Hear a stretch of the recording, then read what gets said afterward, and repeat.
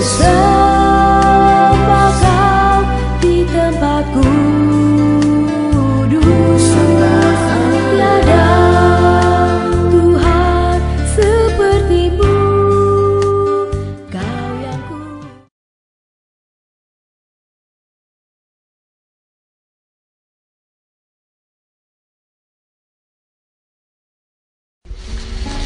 Jos Indra Satriawan Adi Prata ini kami kembalikan sebagaimana kodratinya dari debu tanah kembali kepada Tuhan. Kami serahkan dalam nama Tuhan Yesus.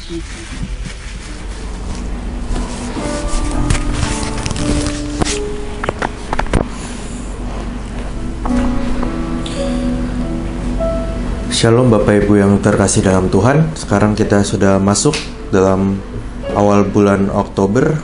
Mari kita sama-sama menyiapkan hati kita untuk ibadah, dan sama-sama mari kita berdoa. Ya Tuhan, ampuni atas segala dosa yang telah kami perbuat Tuhan, dan berikanlah hati untuk mengampuni orang yang bersalah kepada kami.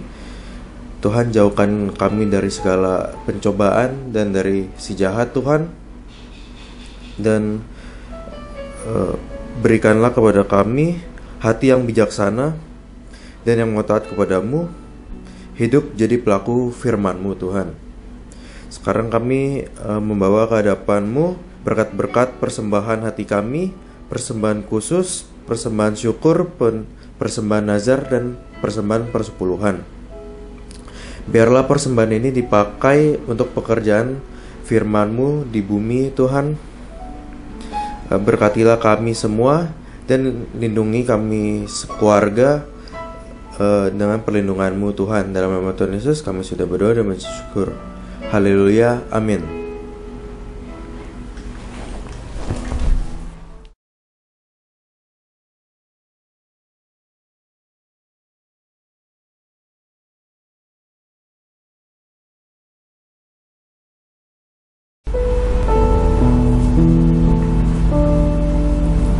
Aku hendak bersyukur pada Tuhan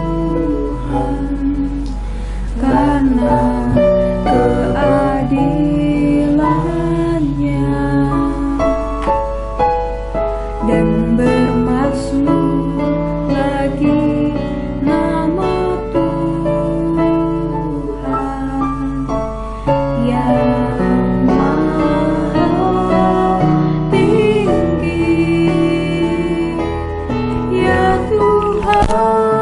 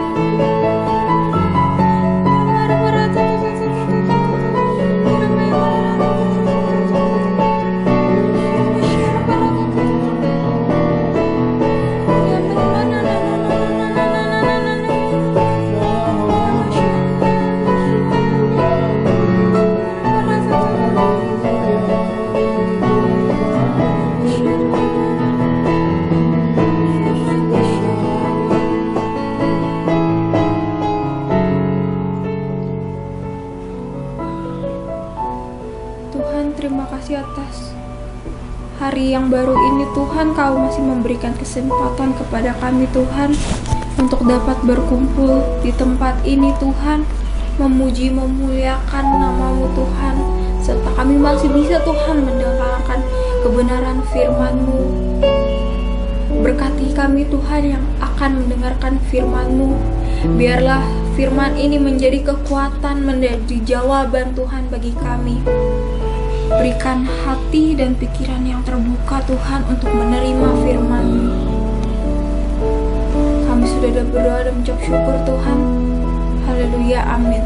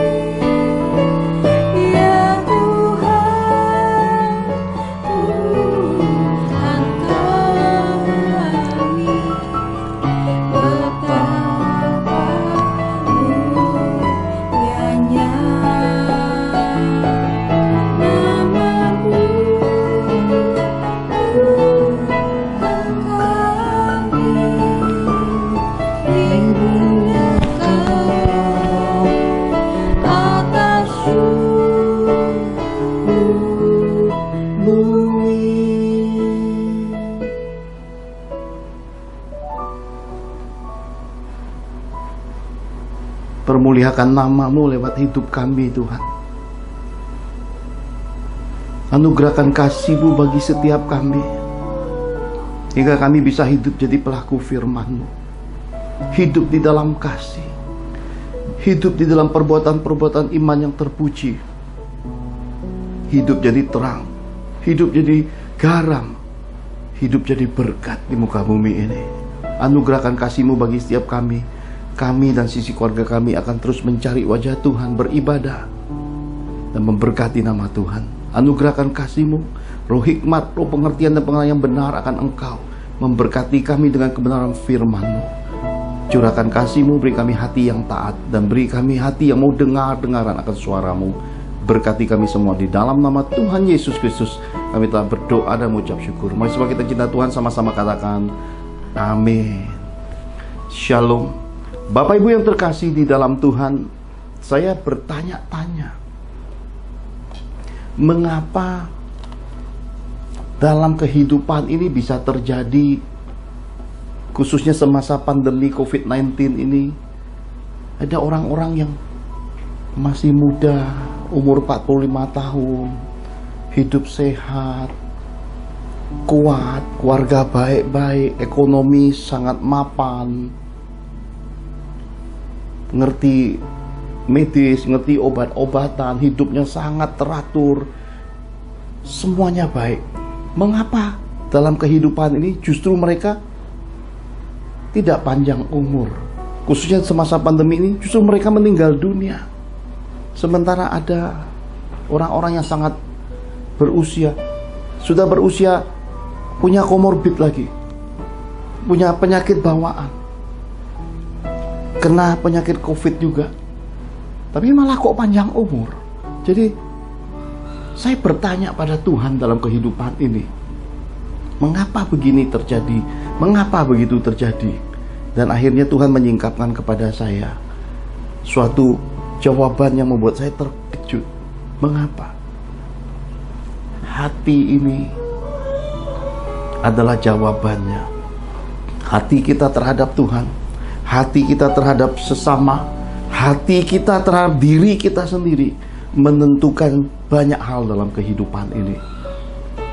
Karena itu saudara terkasih, lewat pengalaman, lewat pelayanan, lewat kejadian-kejadian yang nyata yang saya sendiri ada di dalamnya.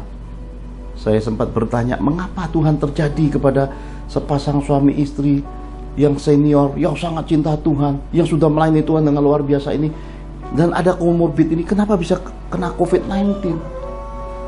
Dan saya dapat beritanya, makin waktu kondisinya makin menurun. Sementara teman saya juga, sahabat saya juga menghubungi saya saat itu dengan berkata, aku kok rasanya rasakan desperate, ada roh keputusasaan ketika kena COVID-19 ini. Mereka semua saya doakan, dan Tuhan yang ngambil keputusan. Yang muda meninggal dunia, yang berusia ternyata Tuhan perpanjang umurnya. Dan sesudah itu mereka menghubungi saya lagi dan berkata, puji Tuhan kami diberi kesempatan hidup. Ingin Pak Johan melakukan suatu pelayanan bagi kami, menolong kami karena kondisi ini tidak semua orang bisa diajak ambil bagian.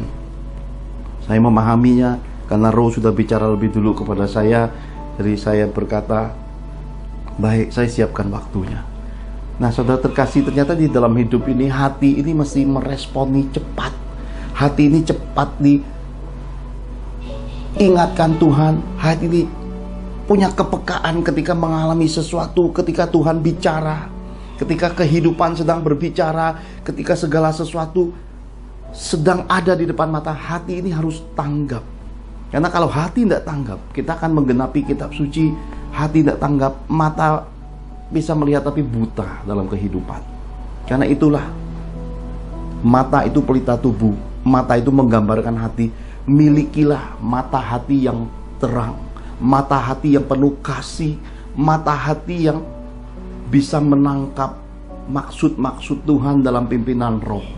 Dan tema kita pada Sedia Gereja Mula-Mula bagian yang ke-18 ini adalah memuliakan Tuhan Yesus. Mari kita lihat sambungan firman minggu lalu. Kita lihat sama-sama di dalam Kisah Para Rasul 10 ayat 24 sampai yang ke-48.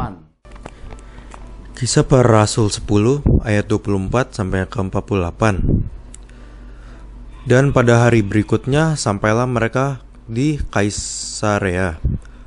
Cornelius sedang menantikan mereka, dan ia telah memanggil sanak saudaranya dan sahabat-sahabatnya berkumpul. Ketika Petrus masuk, datanglah Cornelius menyambutnya, dan sambil tersungkur di depan kakinya, ia menyembah Petrus.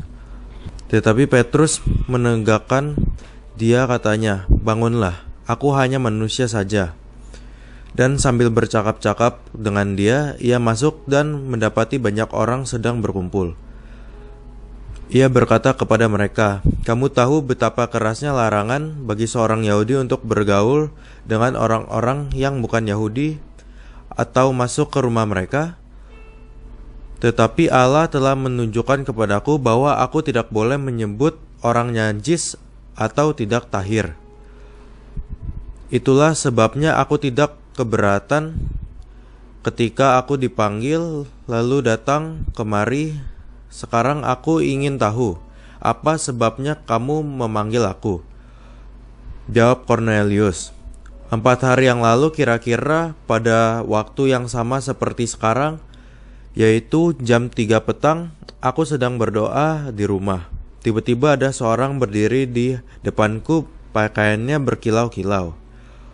Dan ia berkata, "Cornelius, doamu telah didengarkan Allah dan sedekahmu telah diingatkan di hadapannya. Suruhlah orang ke Yope untuk menjemput Simon yang disebut Petrus. Ia sedang menumpang di rumah Simon, seorang penyamak kulit yang tinggal di tepi laut.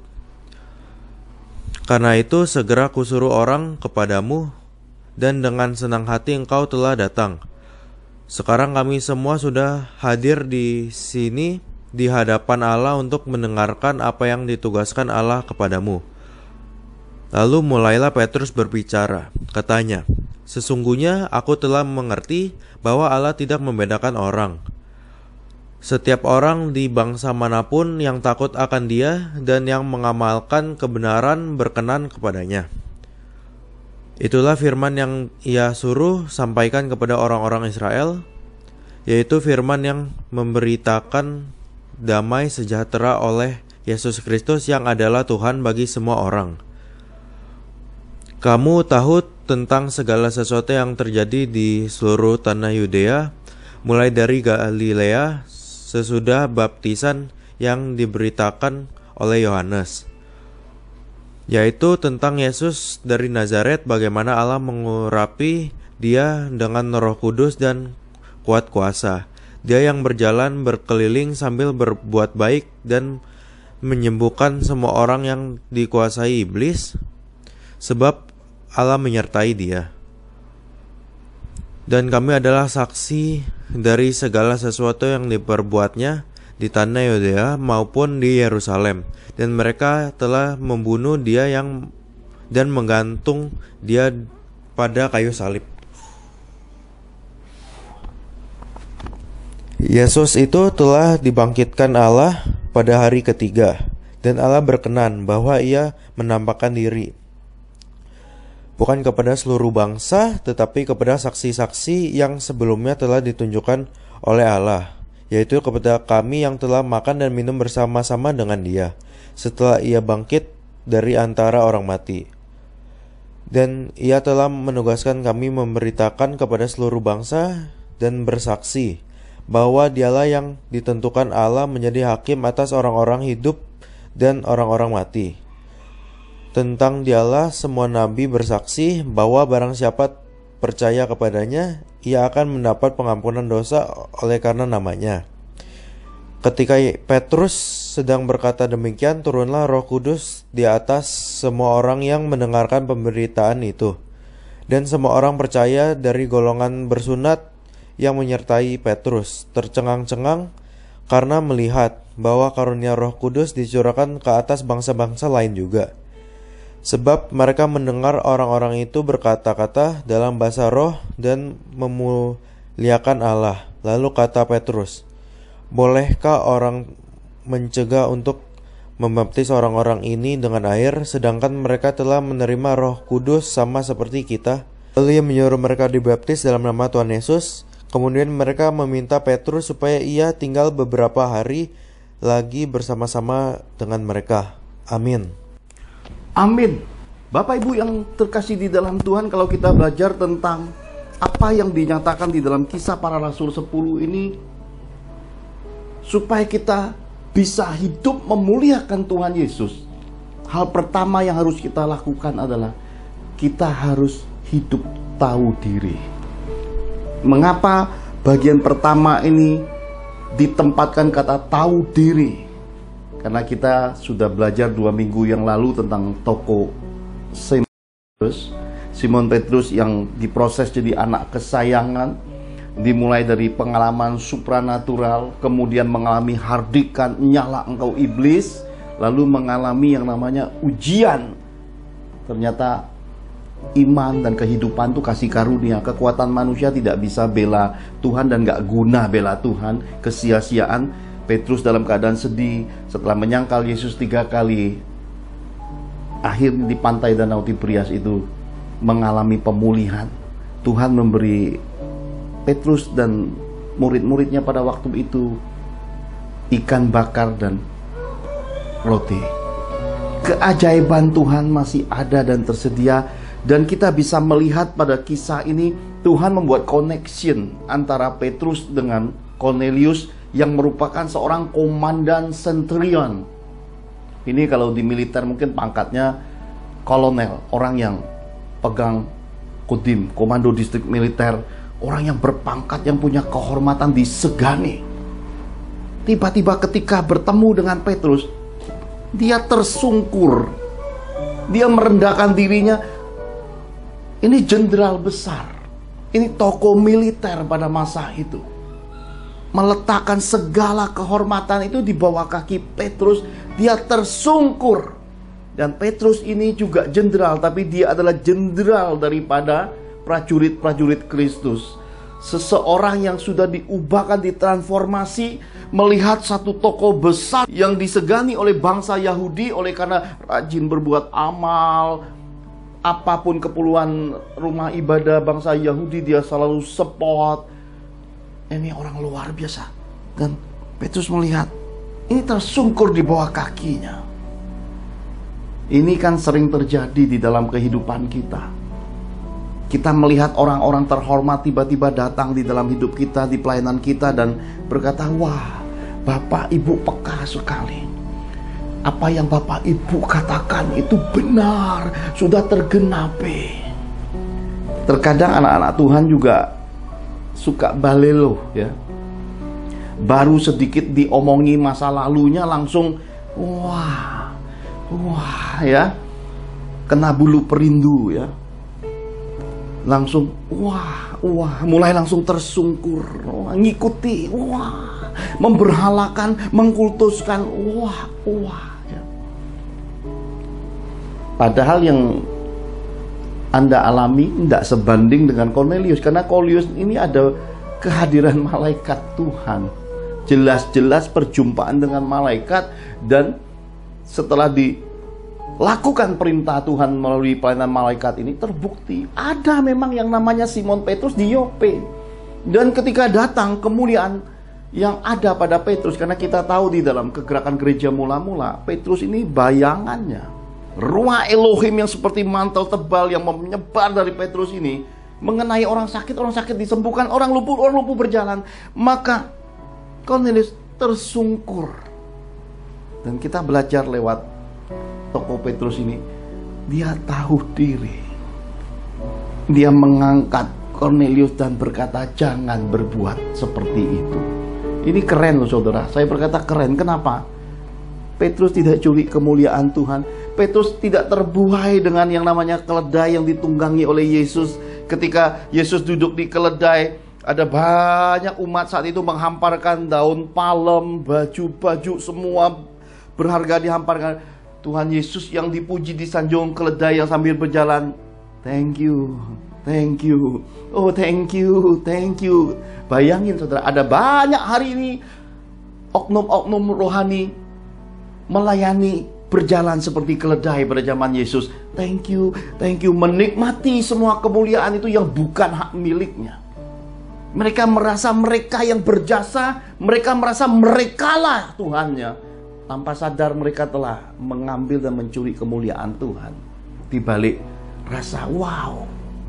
Tapi Simon Petrus tidak melakukan itu. Dia tahu diri. Dia berkata, aku sama dengan engkau, sama dengan semua orang. Aku adalah hamba. Semua kita adalah hamba Allah. Semua kita satu karya penciptaan dari debu dan tanah. Sama-sama asalnya. Nggak ada yang lebih, tidak ada yang kurang. Semua saling melengkapi. Pemahaman ini kita mesti dapatkan sejak awal. Dengan demikian kita bisa dicerdaskan oleh firman. Kita bisa mandiri di dalam kekristenan ini, hingga murid tidak berambisi melebihi gurunya. Seorang murid sama dengan gurunya. Semua ditambahkan menurut maksud-maksud dan tujuan Tuhan. Talenta membedakan, bukan berarti murid melebihi guru, tidak. Semua dengan kapasitasnya masing-masing. Karena itulah kitab suci berkata, jangan kamu mau menjadi guru. Karena menurut ukuran yang kamu kejar, yang kamu ambisi itu ditakarkan kepadamu. Karena itulah di dalam kekristenan ini diajarkan untuk tahu diri. Saya ini saudara, kalau saudara lihat, saudara akan menemukan satu pola hidup kebiasaan adalah kesukaan yang sebenarnya terimpartasi dari Abraham, Ishak, dan Yakub. Dari mana? Dari kitab suci. Abraham, bapak orang beriman, kita tahu banyak hal besar yang dilakukan seorang Abraham. Turunannya adalah Ishak. Ishak yang paling terkenal adalah ketika menabur semasa Tuhan sudah memberi ketenangan, keamanan, meskipun dunia sedang bergoncang, tapi Ishak tahu Tuhan menyertai dia menabur saat itu. Kitab suci berkata makin lama makin kaya, kian lama kian kaya, akhirnya semakin kaya raya. Dan Ishak ini di hari meninggalnya Kitab suci membentangkan kepada kita pemahaman Ishak suka makan yang enak-enak. Pak Johan ini sama kayak Ishak. Ya, ada impartasinya, saya suka makan yang enak-enak.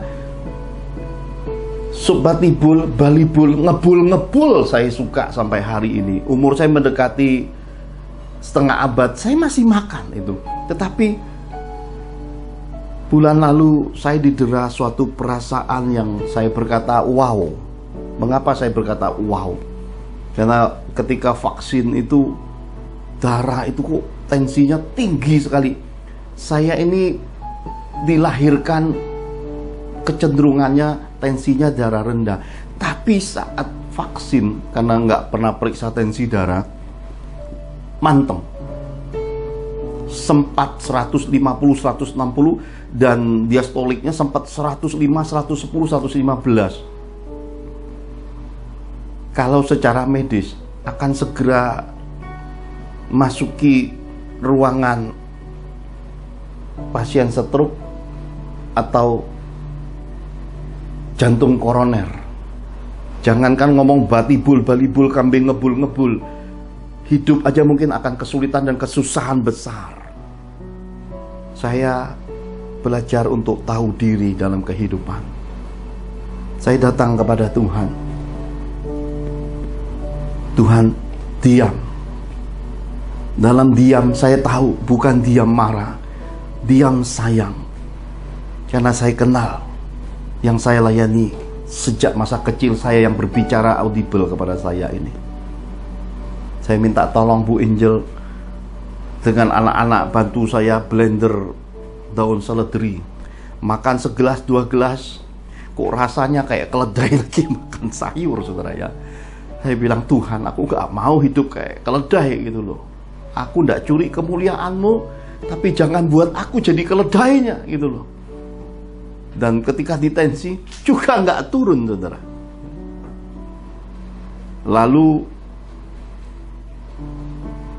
beli obat, saudara, obat penurun tekanan tensi darah. Baru minum 1 butir 5 mg malamnya, 24 jam malamnya saya tidak bisa tidur, saudara. Saya berkata, aku gak mau terikat obat. Karena sejak kecil sampai hari ini saya tidak pernah minum obat, tidak ada menyentuh apapun. Dan alami hidup ini mengandalkan Tuhan, hidup di bawah hadiratnya dalam pengurapannya. Saya putuskan gak mau lagi minum obat itu. Sebutir itu cukup bagiku, gak mau lagi. Tensinya masih tinggi. Lalu tiba-tiba anak-anak saya, Rehwel, Ricci, Serat, order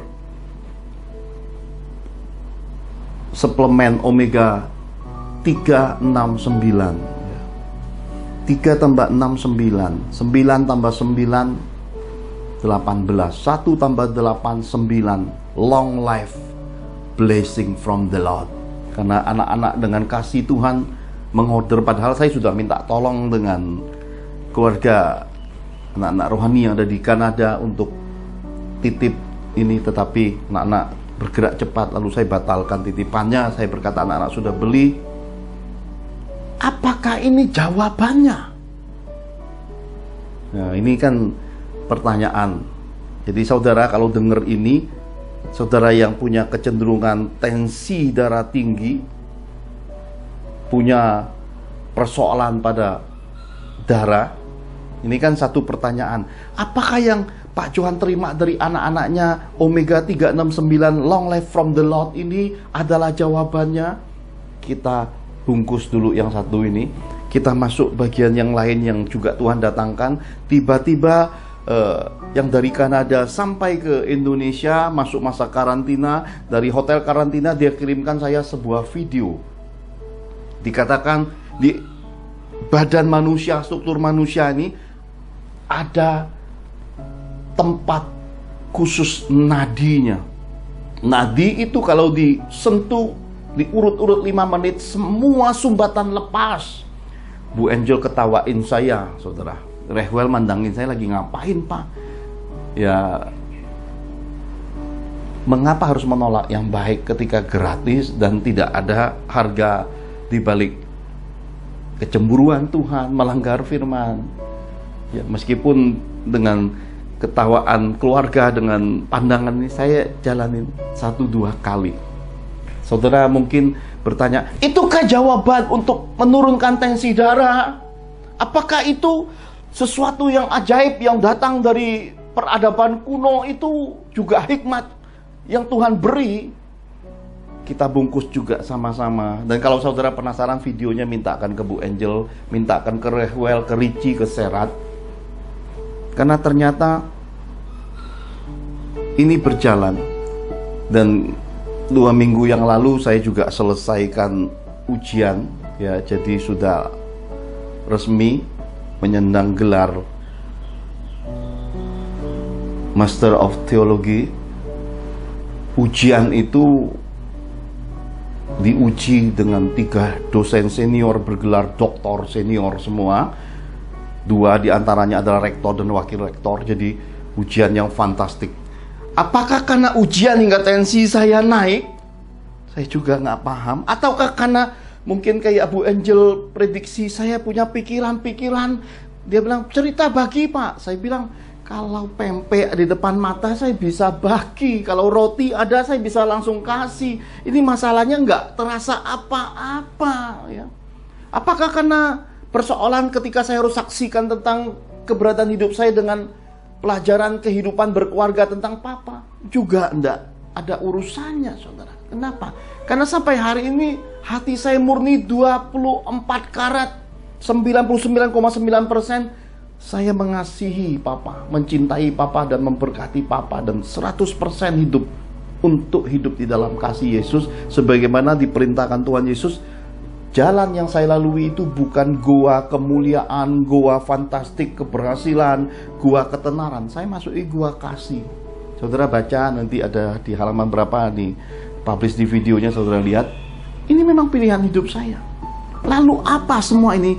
Dan ketika Roh Kudus berkata, tensi darahmu, saya waktu tensinya normal. Tuhan mengembalikan lagi. Dan Tuhan menjawab ketika saya coba untuk tahu diri di hadapannya. Batibul, balibul, kambing ngebul-ngebul, Tuhan kembalikan dalam hidup saya. Saya masih bisa makan semua itu lagi. Tapi kalau dalam keadaan kemarin tensi 160, 150, 110, wow, ya.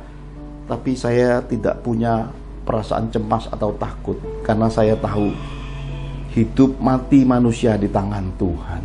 Jawabannya ada pada Tuhan. Apakah suplemen omega 369 jawabannya? Ataukah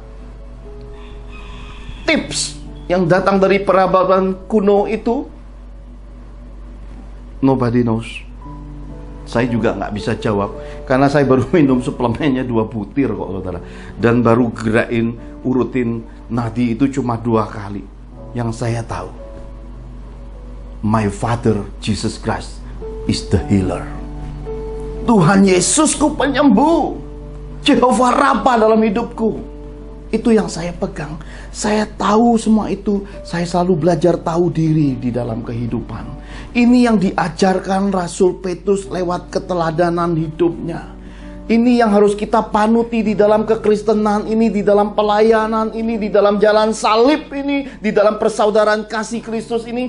Janganlah kita merasa lebih dari saudara-saudara seiman. Janganlah kita mendikte saudara-saudara seiman. Jangan curi kemuliaan Tuhan. Jangan memperhamba saudara-saudara seiman lagi. Tetapi marilah kita sama-sama berpegangan tangan, satu dengan yang lain saling melengkapi.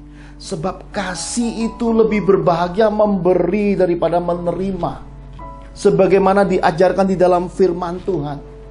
Bagi-bagikanlah apa yang ada padamu. Sebagaimana Sakius bertobat dan berkata, ya Tuhan, kalau ada di antara mereka ini yang aku rugikan, aku ganti kali lipat. Dan kemudian dia mengambil pundi-pundi, dia mengambil dari berangkasnya, depositonya, dia ambil tabungannya, dia bagi-bagikan saat itu juga. Dia tidak nunggu nanti yang aku hitung dulu.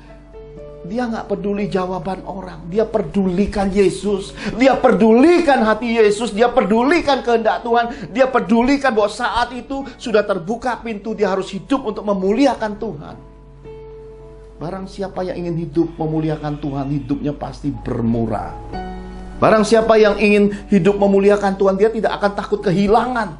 Bahkan nyawa pun dia tidak takut akan kehilangan. Diperlakukan seperti apapun di dunia ini. Sekali Yesus, dia tahu pintu sorga akan terbuka bagi hidupnya. Bersama Yesus dia pasti akan kuat dan sanggup menanggungnya. Nah saudara terkasih, inilah roh tahu diri itu. Setiap orang yang ingin memuliakan Yesus dalam hidupnya akan tahu diri. Nah saudara, pada kesempatan berbahagia ini saya mau tunjukkan saudara hal berharga dalam kitab suci yang merupakan cermin ada kekeliruan, ada kesalahan, dan bagaimana kita harus mengkoreksi semua itu untuk bisa melihat roh tahu diri ini akan menjadikan kita masuk pada tangga demi tangga. Kerendahan hati, kedewasaan, kemandirian, cerdas, berhikmat, punya pengertian, empati terhadap orang, hidup dalam belas kasihan, dan kita bisa menjadikan bahwa kehidupan kekristenan ini, iman itu jadi perbuatan yang nyata, bukan mendoktrin orang, menekan orang, sedangkan diri sendiri tidak menyadari diri sendiri dalam kemunafikan rohani. Kita menekan, mengajarkan berat-berat yang manis-manis fantastik kepada umat Tuhan, sedangkan kita sendiri, setan pun tertawa. Jangan sampai kejadian seperti itu. Karena itu saya mau ajak saudara melihat kekayaan hal-hal berharga dalam kitab suci sekaitan dengan roh tahu diri ini. Mari sama-sama kita lihat bagian yang melengkapinya. Wahyu 19 ayat 9 sampai yang ke-10. Wahyu 19 ayat 9 sampai dengan 10. Beginilah firman Tuhan. Lalu ia berkata kepadaku, tuliskanlah, berbahagialah mereka yang diundang ke perjamuan kawin anak domba. Katanya lagi kepadaku, perkataan ini adalah benar, perkataan-perkataan dari Allah. Maka tersungkurlah aku di depan kakinya untuk menyembah dia. Tetapi ia berkata kepadaku, janganlah berbuat demikian. Aku adalah hamba sama dengan engkau dan saudara-saudaramu yang memiliki kesaksian Yesus. Sembahlah Allah, karena kesaksian Yesus adalah roh nubuat. Amin. Amin. Saudara terkasih, lihat, malaikat aja tidak mau disembah. Malaikat loh saudara.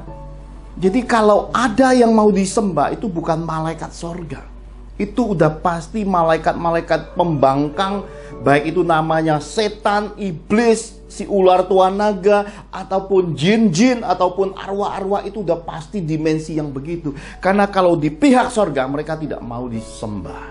Kenapa? Karena mereka tahu diri. Dan mereka tidak akan mau curi kemuliaan tata, kemuliaan Bapa Sang Pencipta semesta alam. Kalau kita bisa tangkap pemahaman ini, umat manusia pasti akan tidak memperhamba diri lagi kepada yang namanya semua lelembut. Baik itu jin, setan, baik itu yang pegang yang namanya roh-roh pesugihan, baik itu tempat-tempat keramat, ataukah itu kuburan-kuburan kuno, ataukah apapun itu, ataupun pohon-pohon yang bisa menjatuhkan buah daun yang rezeki pun gak penting. Kenapa? Karena yang punya kemuliaan itu hanya Sang Pencipta semesta alam, Bapa yang punya sorga. Yang kami seluruh umat Kristiani percayai hanya lewat jalan kebenaran dan hidup itu hanya melalui Yesus. Karena sorga itu satu-satunya di bawah kolong langit ini diberi hanya melalui Yesus. Jadi kalau pemahaman ini kita dapat, kita akan belajar melihat jangan sampai kecenderungan umat manusia. Karena Rasul Yohanes ketika dibawa ke sorga, ini rasul yang hidupnya di dalam kasih.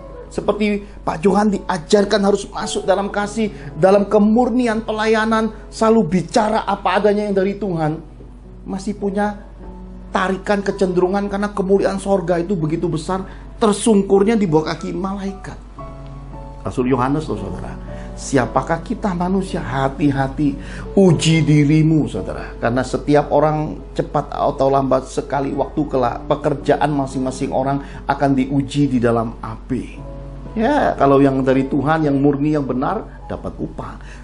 2020-2021 ini adalah ujian api dan roh. Yang berkenan di hadapan Tuhan terima berkat, dipelihara, diberkati dalam damai sejahtera, hidup penuh ucapan syukur. Justru seluruh dunia sedang kesulitan, malah mereka sedang dalam kesenangan, sedang diberkati, sedang diberi Tuhan kelegaan hidup. Nah, itu salah satu perbedaannya. Dan ketika kita mencapai perkenanan Tuhan, hidupmu jadi kemanisan bagi banyak orang. Kenapa? Karena orang melihat lelehan madu, ya. Saya sama Rehwel waktu menjelang mau vaksin itu dengan saya Riji dan Bu Angel itu diberkati lelehan madu. Masih pegang nggak? Masih ada Bu Angel? Saya mau kasih lihat lelehan madu itu kayak apa, ya. Nah, saudara terkasih, lihat, inilah madu. Saya cicipi madu ini dahulu di Turki, dan menjelang mau vaksin Tuhan berkati saya tuh. Saudara lihat, meleleh saudara ya. Ini karena Bu Angel masukkan ke kulkas jadi beku. Ini sarang-sarang madunya saudara. Ini lelehan madunya. Kebaikan Tuhan, kemurahan Tuhan, kasih sayang Tuhan itu seperti madu di batu karang. Jadi saudara terkasih, ada kemanisan di dalam Tuhan Yesus. Ini harus kita pahami sama-sama. Nah, saya mau tunjukkan lagi kepada Bapak Ibu yang terkasih di dalam Tuhan. Sebenarnya siapakah yang memperhamba seisi dunia ini, yang membuat manusia itu lupa diri, yang membuat manusia itu lost control, yang membuat manusia itu dalam kebodohannya, dalam kegelapannya, yang membuat bahkan anak-anak Tuhan pun, orang-orang pilihan pun mau disesatkan, digagalkan, dihancurkan, bahkan dibinasakan. Kita lihat siapakah sebenarnya. Mari kita lihat sama-sama Matius 4 ayat 8 sampai 11. Injil Matius 4 ayat 8 sampai ke 11. Demikian firman Tuhan.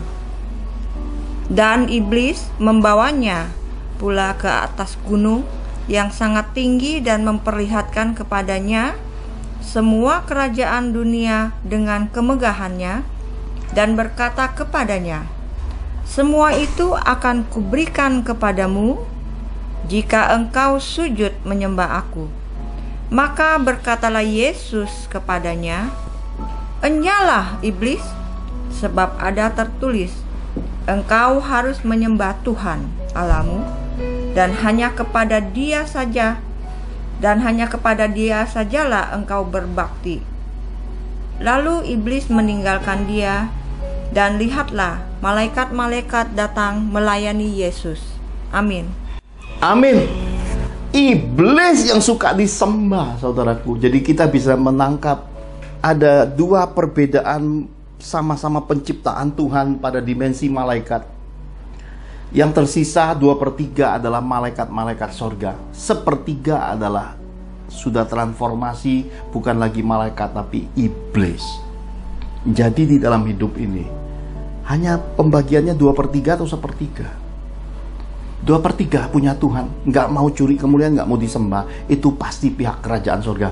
Pak, saya ketemu malaikat pak, minta ayam hitam, minta ayam rebus, minta babi bakar pak, minta persyaratan ini. Itu udah pasti bukan 2/3 punya sorga, karena 2/3 sorga itu nggak ada syaratnya, nggak akan nyari-nyari penyembahan seperti itu. Itu pasti 1/3 iblis yang minta syarat, karena kasih Yesus itu nggak bersyarat.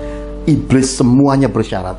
Ketika dia membawa Tuhan Yesus naik ke atas gunung yang tinggi, dia menunjukkan kerajaan dunia bagi Tuhan Yesus. Iblis itu masih belum terbuka. Kenapa? Ya namanya iblis, seiblis-iblisnya, selicik-liciknya, tetap tidak akan punya melebihi kerajaan sorga sang penciptanya. Kenapa? Masa yang punya sisi dunia ditawari kerajaan dunia, sedangkan dia sudah mau siapkan segala sesuatu menurut kairos momennya untuk menggulung dunia ini, untuk habiskan semua dan mengambil yang terpilih, orang-orang setianya masuk di dalam bumi barunya nanti. Nawari itu, dikatakan kalau kamu sujud menyembahku, beri kepadamu. Tuhan Yesus langsung menghardik, enyala engkau iblis, ya. Sama kayak Petrus, bagian dalamnya dikatakan apa? Enyala iblis. Jadi hardikan kepada Petrus saat itu. Ternyata ketika celah terbuka, manusia dalam Petrus bisa rusak, saudara. Kenapa? Kita bisa melihat buahnya di dalam Kisah Para Rasul 10 ini. Kalau Petrus tidak punya kerendahan hati menerima hardikan Yesus, maka kalau Cornelius bersujud tersungkur itu, pasti Petrus menikmati kemuliaan, pasti curi kemuliaan. Tapi Petrus orang yang sudah ditransformasi, hatinya terbuka, maka dia menyadari, ini bukan punyaku, ini punya Bapa segala terang, ini punya Yesus Kristus. Maka Petrus bisa melewati semua itu, tidak lagi terikat. Saya berdoa hari ini untuk semua rekan-rekan sekerja dalam Tuhan, untuk anak-anak Tuhan. Mari bebaskan dirimu dari segala ikatan. Jangan raih hal-hal yang melukai roh, mendukakan roh. Jangan lagi ambil yang satu kemudian mengabaikan yang lain. Jangan lagi berpijak untuk naik sedangkan yang engkau pijak itu tersakiti, terlukai. Mari belajar dalam kemerdekaan. Di mana Tuhan tempatkan, di mana di situ Tuhan nyatakan, jalan di situ. Meskipun sesak sempit, meskipun berat salibmu, tetap setia. Jangan ambil kesempatan yang bukan punyamu. Lepaskan semua itu. Berjalan di dalam konsistensi iman. Berjalan di dalam ketaatan sepenuhnya kepada Tuhan. Pilihlah hidup jadi pelaku firman sepenuhnya. Dengan demikian, kita genapi semua yang Tuhan nyatakan di dalam hidup ini untuk hidup kita. Selagi hidup di muka bumi, jadi berkat memuliakan Tuhan. Kita dan seisi keluarga kita, garis keturunan kita, keluarga yang diberkati Tuhan dan jadi berkat selagi hidup. Haleluya. Nah saudara, sesudah tahu diri, bagian yang kedua tentu saja untuk memuliakan Tuhan, kita harus hidup berkenan kepada Tuhan. Hidup berkenan kepada Tuhan, saya tidak jabarkan secara luas, tapi saya akan mengutip kembali di dalam Kisah Para Rasul 10 ini. Kita lihat ayat 34-36. Lalu mulailah Petrus berbicara, katanya, sesungguhnya aku telah mengerti bahwa Allah tidak membedakan orang. Nah saudara harus lihat itu, bahwa Tuhan itu tidak pernah membedakan orang, memandang satu lebih ini.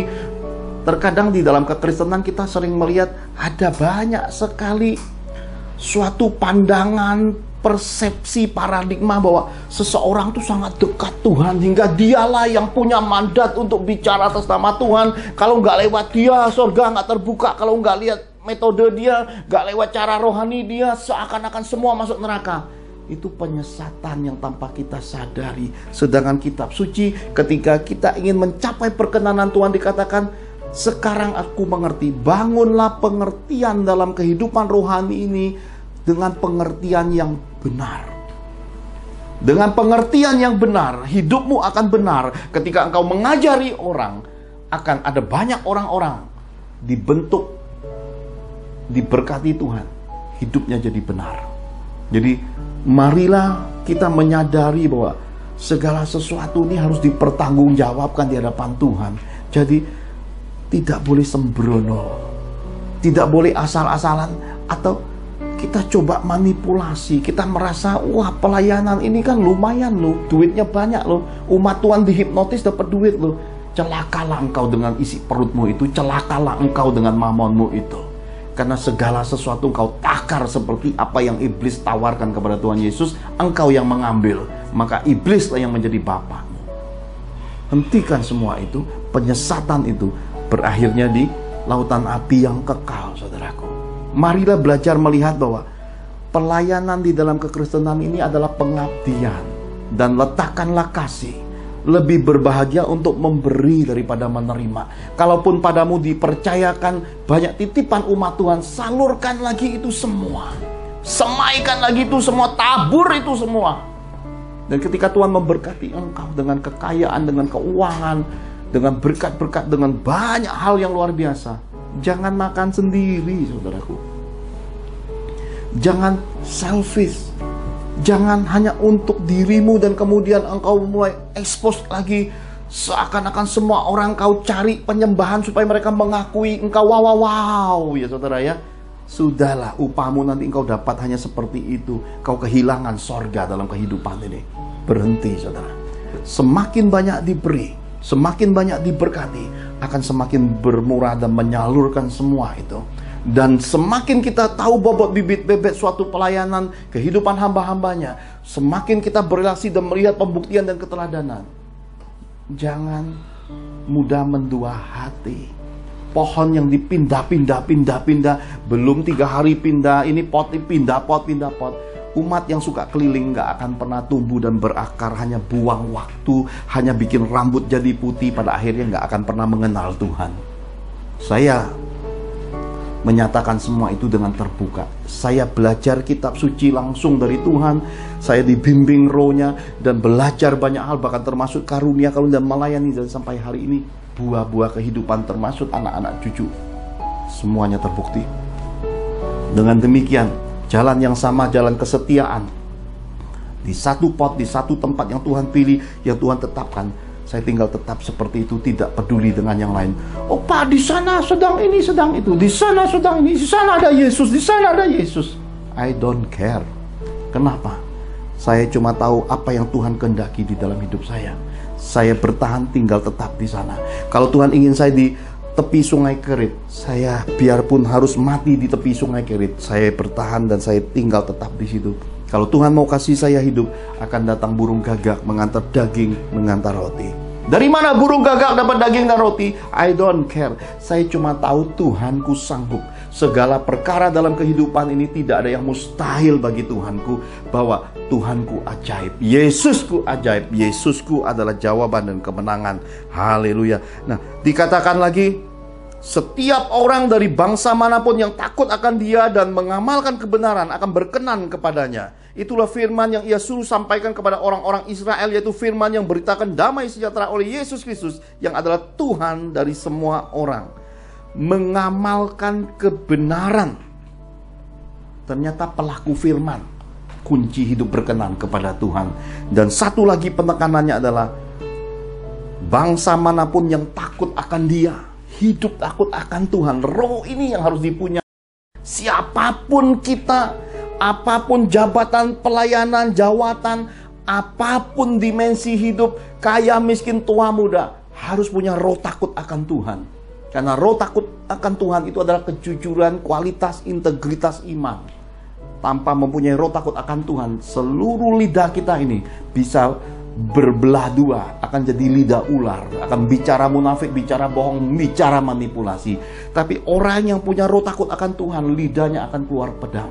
Hanya firman, hanya hati yang berpaut kepada Tuhan, hanya kepentingan kehendak Tuhan yang akan keluar. Dia tidak akan membela kiri atau sekali dengar memihak atau langsung ambil keputusan. Hatinya teguh menguji segala sesuatu karena hatinya isinya adalah roh Tuhan. Orang-orang yang hidup takut akan Tuhan akan punya kedewasaan, akan punya kebijaksanaan, akan punya hikmat pengertian yang luar biasa dari Tuhan. Nah saudara, kata hidup takut akan Tuhan, kata mengamalkan kebenaran, hidup sebagai pelaku firman itu, tentu pada saat itu Petrus sedang berbicara suatu gambaran yang Tuhan beri lewat kehidupan Cornelius dan keluarga besarnya. Saya ingin mengutip lagi firman minggu lalu, Kisah Para Rasul 10, kita lihat ayat 1-2 untuk melihat kepribadian Cornelius dan keluarga besarnya. Demikian firman Tuhan. Di Kaisarea ada seorang yang bernama Cornelius, seorang perwira pasukan yang disebut pasukan Italia.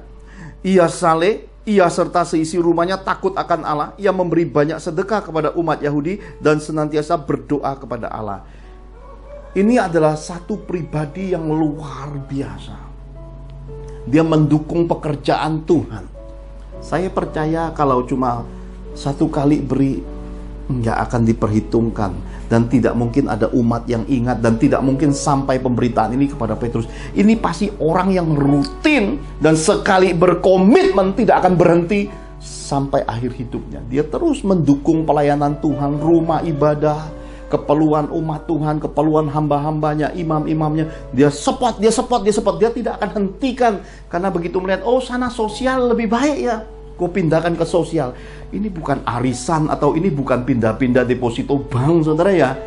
Karena bendahara-bendahara sorga, orang-orang setiawan, orang-orang ningrat Tuhan itu dipercayakan bukan untuk main cari untung. Sana lebih sosial ya, ini kesana aja deh, yang ini gak usah. Tidak, saudaraku. Dengarkan suara Tuhan yang terpenting. Kalau Tuhan sudah menunjuk dan memilih, konsisten di jalan yang sama. Sekali engkau support, engkau dukung, bertahan di sana. Apalagi setelah engkau tahu bobot bibit-bibit, ujian dan pembuktiannya itu semua ada Tuhan. Jangan pernah lengah, karena setan akan menghancurkan semua kepercayaan Tuhan dalam hidupmu melalui absintus, kata-kata pahit, kata-kata buruk, kata-kata negatif dari orang-orang yang sekelilingmu. Dan ketika engkau diam, duduk tenang, menyelidiki, ternyata orang-orang yang bicara jahat, bicara jelek, bicara negatif, itu ternyata banyak budinya dari orang-orang yang dia jeleki. Ini celaka 12. Ini rombongan bukan hanya tidak tahu diri, tidak tahu budi. Ini rombongan orang dursila di hadapan Tuhan, orang-orang durhaka. Bagaimana mungkin engkau yang begitu diberkati Tuhan, kaum ningrat, bangsawan Tuhan, bendahara sorga, kok makan nasihat dari orang-orang dursila, orang-orang yang akan dimurkahi Tuhan di dalam kehidupan dan akan dibawa masuk ke neraka, lautan api yang kekal itu. Bagaimana engkau bisa membawa dirimu, ikut merantai dirimu? Tidak level. Sadari itu, saudara ya. Pemahaman ini kalau kita dapat, sudah waktunya kita kembali di jalan-jalan Tuhan, kembali di jalan kasih-Nya yang semula, jalan salib ini. Inilah suara perkenanan Tuhan itu. Inilah suara itu diperdengarkan hari ini di tengah kita. Dan yang ketiga, untuk hidup memuliakan Tuhan Yesus, kita perlu pencurahan Roh Kudus. Hanya Roh Kudus yang menyanggupan kita hidup berkenan di hadapan Tuhan.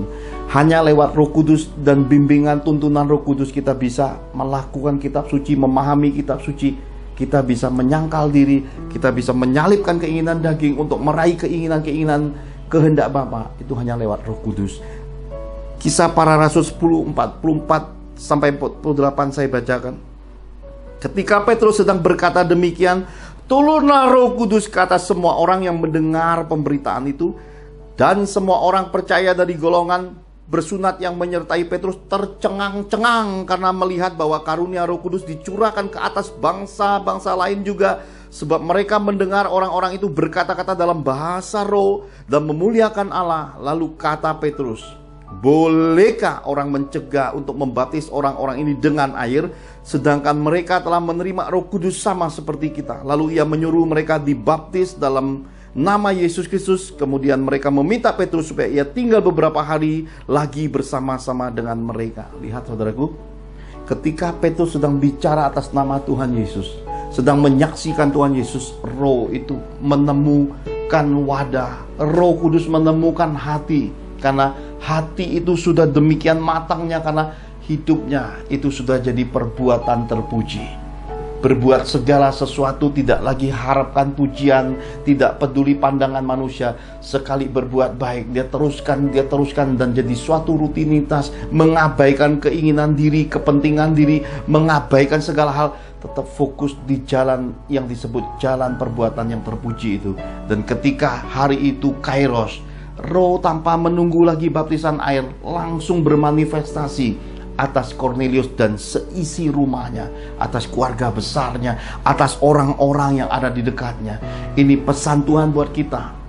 Milikilah seseorang yang di dalam hidupmu jadi panutan, seorang mentor rohani, seorang bapak, seorang kakak, seorang saudara, seorang sahabat rohani yang engkau tahu pada bibir perkataan dalam hidupnya hanya Yesus yang dia sanjung, hanya Yesus yang dia fokuskan. Dan kita tahu buah-buah perbuatan hidupnya itu adalah seperti madu yang manis, madu yang meleleh di batu karang. Saudara terkasih, ini pesan Tuhan buat kita. Saya sudah sampaikan. Mari kita renungkan lagi bagian demi bagian yang ada. Kalau saudara rasa ada bagian-bagian yang masih terus meluas, sempatkan sesudah ibadah pagi, sore hari, atau kapan waktu senggang, dengarkan lagi pesan pencerahan firman ini, supaya rema roh itu benar-benar masuk jadi roti dan anggur kehidupan.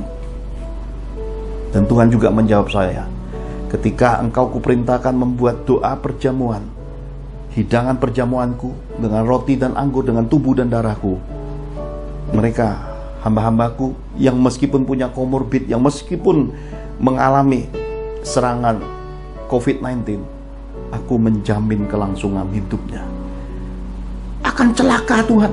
Kalau penyakitnya sembuh juga akan celaka, masuk rumah sakit berapa? 400-500 juta. Bu Angel dapat kabar, tidak keluar uang sesen pun. Kenapa? Karena tangan Tuhan menjaminnya. Mereka dapat fasilitas. Pertolongan Tuhan tidak terlambat. Masuk di rumah sakit, negara mengelurkan tangannya, karena Tuhan lebih dulu membangun jembatan kasih. Karena mereka semasa hidupnya perbuatan-perbuatannya terpuji, semua amal ibadahnya dikenan Tuhan. Karena itu semua pembuktian dan semua kesaksian ini kiranya menyadarkan kita, sekali waktu semua kita akan berdiri di tata pengadilan Yesus, entahkah kita masih hidup ataukah hari penghakiman Judgment Day nanti. Semua kita harus siap pada masa itu. Mari saudara terkasih, kita akhiri ibadah ini. Pastor William Serat akan tutup dalam doa dan doa untuk menerima berkat-berkat Bapa Surgawi. Mari kita angkat kedua tangan kita sama-sama. Bapak dan Ibu yang terkasih dalam Tuhan, kita baru saja ibadah online dan dicerahkan firman Kristus tentang hidup memuliakan Tuhan Yesus. Kita diajarkan untuk hidup tahu diri dan selalu rendah hati dan mengembalikan segala kemuliaan hanya bagi Tuhan Yesus. Dengan demikian hidup kita adalah hidup yang berkenan kepada Tuhan. Mari kita akhiri ibadah online ini dengan sepakat, sehati, dan nama Tuhan Yesus untuk menerima berkat-berkat Bapa Surgawi. Mari kita angkat kedua tangan kita. Dalam nama Tuhan Yesus Kristus, terbukalah tingkap-tingkap langit, semua taburan benih dan ketatan hidup kita peroleh kegenapan firman-Nya. Kita menabur dan menuai, kita dipeliharanya, kita dibelanya, kita disertainya, kita diberkatinya. Maka tercurahlah berkat Bapa Surgawi. Engkau akan terus naik dan tidak menjadi turun. Engkau akan menjadi kepala dan bukan ekor. Adonanmu, lumbung-lumbungmu, rekening bank dan kas keuanganmu diisi Tuhan penuh. Berkat bangsa-bangsa pun masuk dalam kapasitas hidupmu. Diberkatilah keluargamu, diberkatilah karirmu, diberkatilah studimu, diberkatilah pelayananmu. Dalam anugerah Tuhan Yesus, maka engkau berserta keluargamu akan menerima kasih karunia, kesehatan, keberuntungan, berkat 5 roti 2 ikan, pelipat kali gandaan berkat, jawaban doa, berkat terobosan ekonomi, dan mujizat-mujizatnya yang ajaib. Dalam nama Roh Kudus, engkau beserta keluargamu termaterai hidup di bumi seperti di surga. Kita terima berkat surgawi ini dalam nama Tuhan Yesus. Sama-sama kita katakan amin. Amin. Tuhan Yesus memberkati.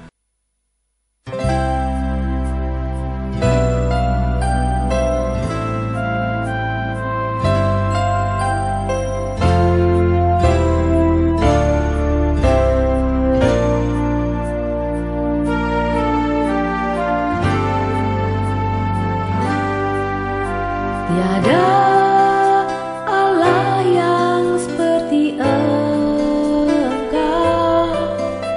tiada Tuhan seperti-Mu.